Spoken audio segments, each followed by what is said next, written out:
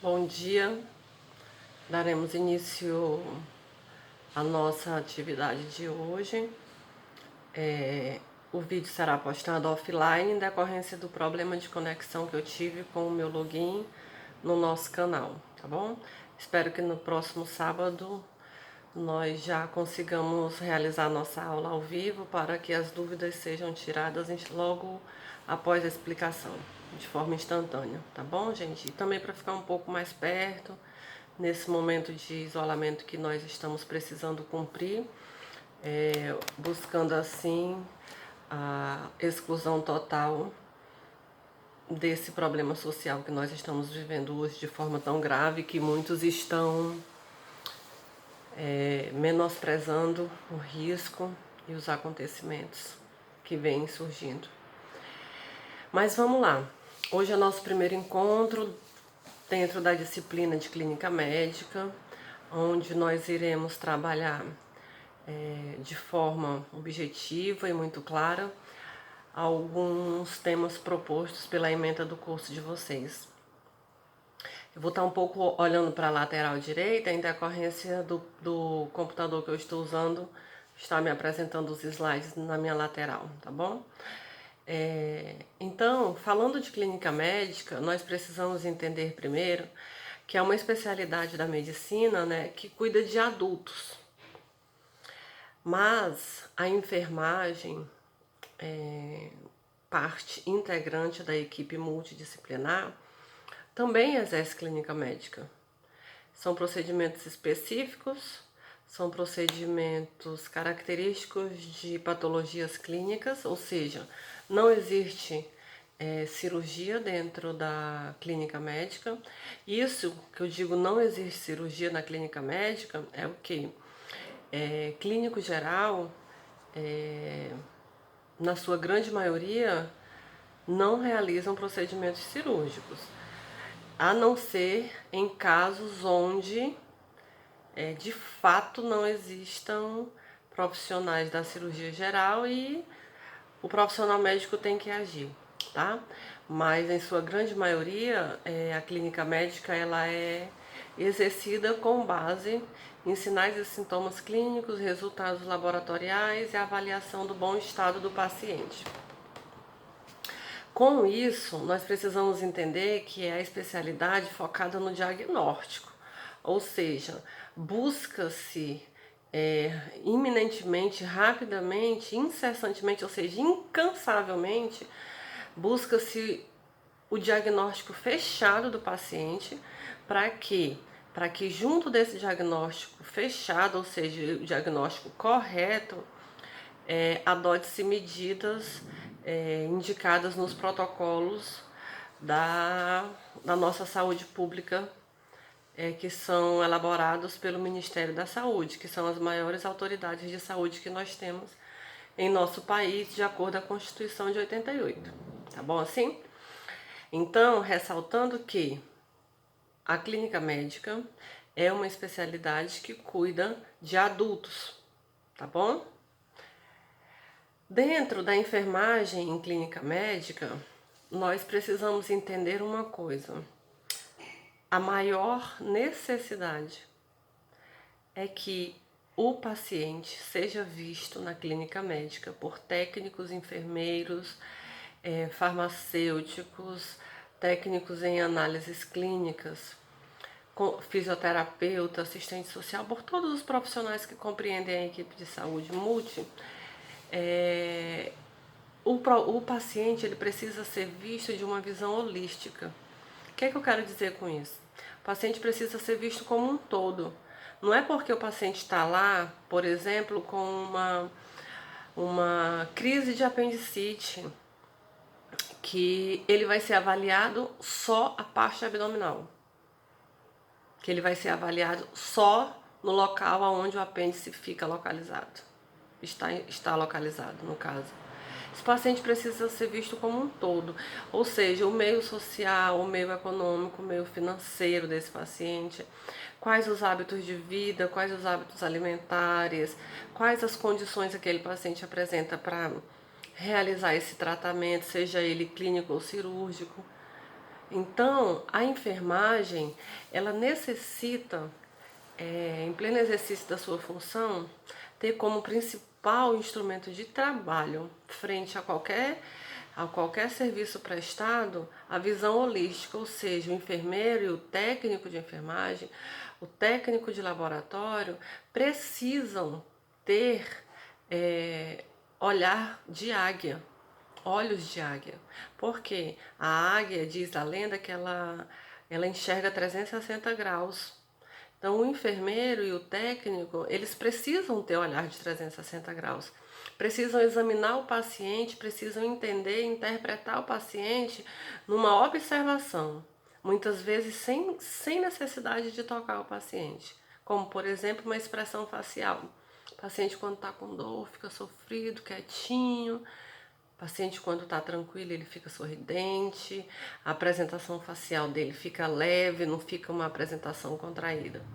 Tá bom? Então, a visão holística é o quê? É ver o paciente como um todo. Isso é ponto-chave dentro da enfermagem clínica médica. É a investigação, é a pesquisa, é a necessidade de saber mais sobre aquele paciente, tá?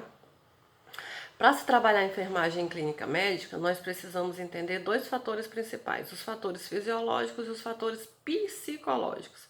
Coloquei aí para vocês no slide que fatores fisiológicos do envelhecimento compreende uma série de alterações das funções orgânicas.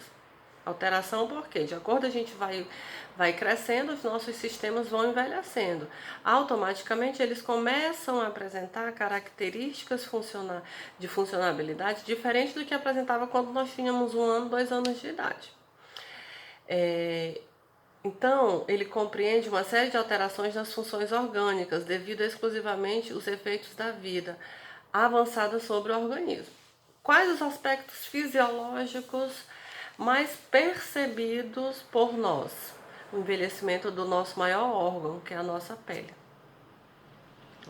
Esse é um dos fatores fisiológicos assim mais perceptíveis que eu posso utilizar como exemplo para vocês. Ou seja, você cresceu, sua pele era limpinha, sem manchas, sem rugas, sem nada.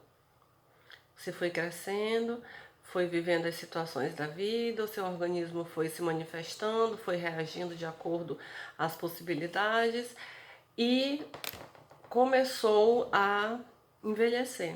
Começaram a aparecer as sequelas, as consequências pelo envelhecimento fisiológico, ou seja, nós nascemos, crescemos e morremos. É uma curva. Você cresce e depois você cai. Tá bom? Isso são os nossos aspectos fisiológicos da sobrevivência.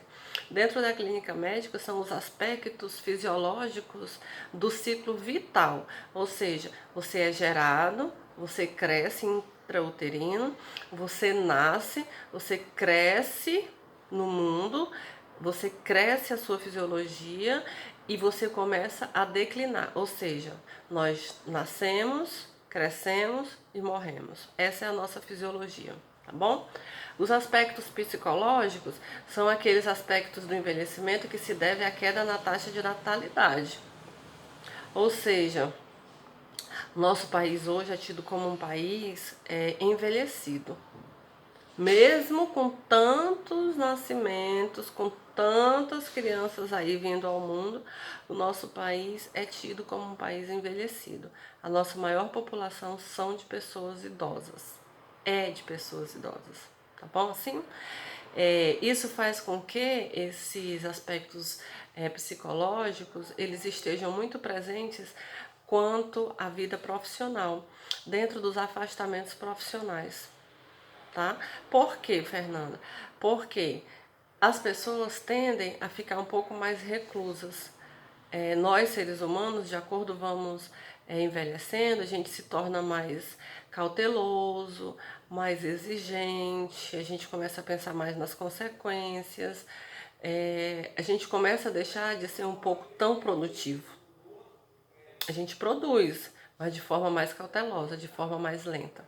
Isso são os aspectos psicológicos. Então, se eu perguntar na atividade avaliativa, defina aspectos psicológicos. Vocês vão me dizer o quê?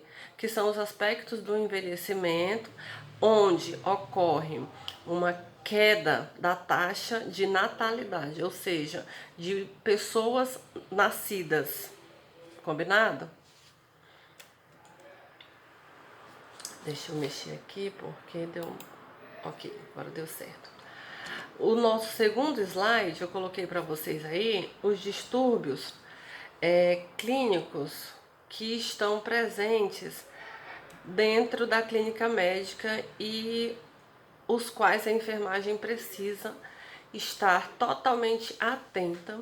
Por quê? Porque esses distúrbios, estas alterações, elas indicam melhoramento ou piora do quadro clínico do paciente. Então, se nós estamos fazendo clínica médica, nós estamos trabalhando com o quê? Com a observação e o monitoramento dos sinais e sintomas do meu cliente.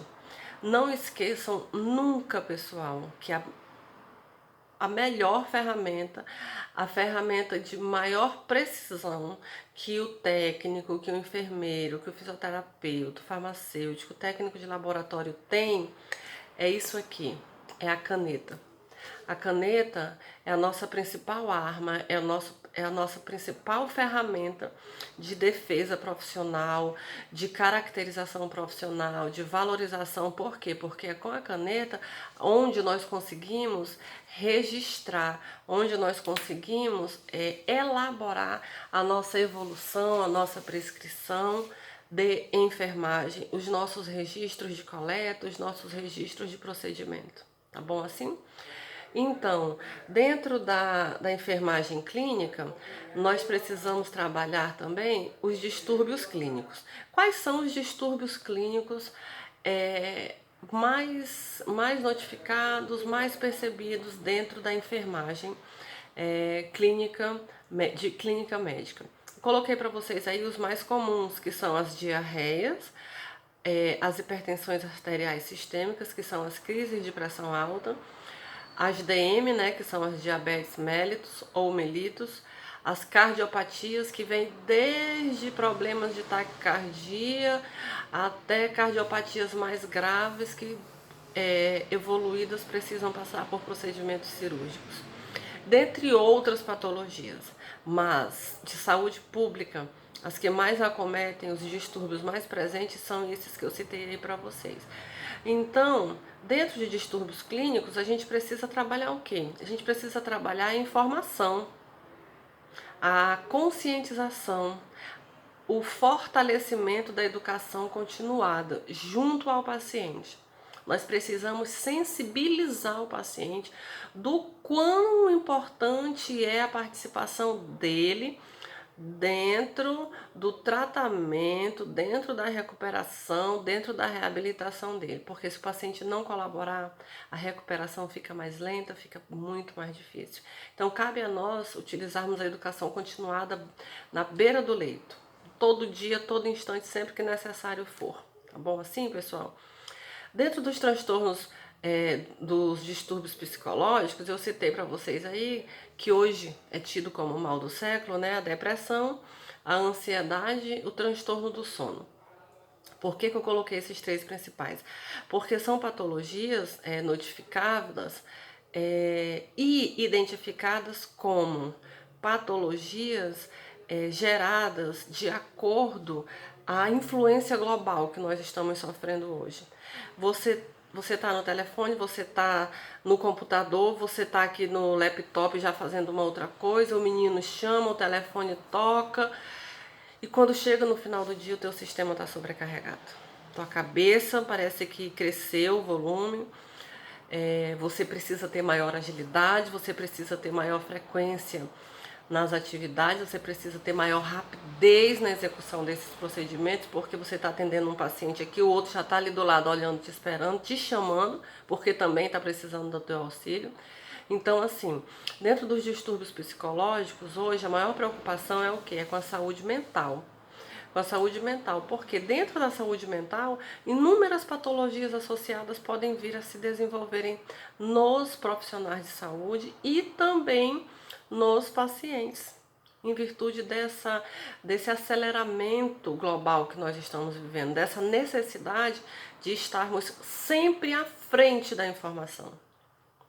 Então, se eu pergunto para vocês assim, me falem sobre os distúrbios psicológicos, vocês vão me dizer o quê? Sobre ansiedade, sobre depressão, sobre os transtornos do sono, que as pessoas perdem muito sono utilizando o celular à noite, quando chega do serviço, vai ver aquele monte de mensagem que não deu para ver durante o dia, e ali deu 1, 2 horas da manhã, o início do sono já está tardado há muito tempo, você já perdeu a primeira fase do sono, aí você acorda enfadado, cansado, como se não tivesse dormido nada. Isso aí são consequências da alteração dos padrões do sono, ou seja, os nossos hábitos estão mudados. Automaticamente, toda mudança gera o quê? Gera uma consequência, né? Toda ação gera uma reação. E dentro desses fatores desses distúrbios que nós acabamos de tratar, nós não poderíamos deixar de falar sobre a caracterização desses fatores. Como que nós poderíamos prevenir, por exemplo, o diagnóstico de ansiedade, o acometimento por ansiedade? Vamos lá, vamos pensar juntos. O que eu precisaria ter um pouco mais para evitar adquirir ansiedade ou piorar o meu quadro de ansiedade? Vamos lá. Eu precisaria ter o quê? Qualidade de vida, qualidade de sono, bons hábitos alimentares, bons hábitos de atividade física, não perder sono, não beber, não usar nenhum tipo de droga, nem lícita e nem ilícita. Ter uma vida saudável, uma vida com rotinas saudáveis, né?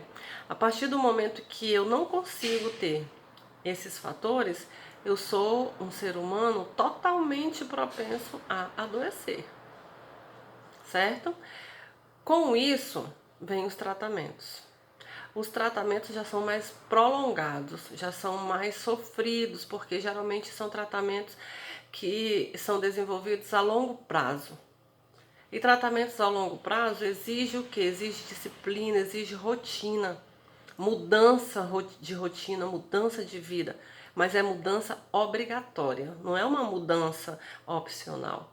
Quando você já passa a tratar, eu já posso afirmar para você que você está doente.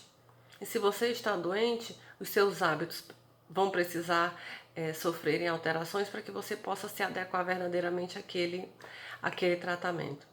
E a reabilitação das afecções, nada mais eu quero dizer para vocês que é a reabilitação para um pleno estado fisiológico. E essa reabilitação é a junção de quê? Da mudança de hábito com a execução plena do tratamento. Tratamento medicamentoso, tratamento com terapias opcionais, com terapias complementares. Essa reabilitação, ela vai favorecer o quê? Ela vai favorecer a minha plenitude fisiológica. Ela vai favorecer o quê? A harmonia entre os meus sistemas. Automaticamente, com a harmonia dos meus sistemas, eu volto a ter saúde.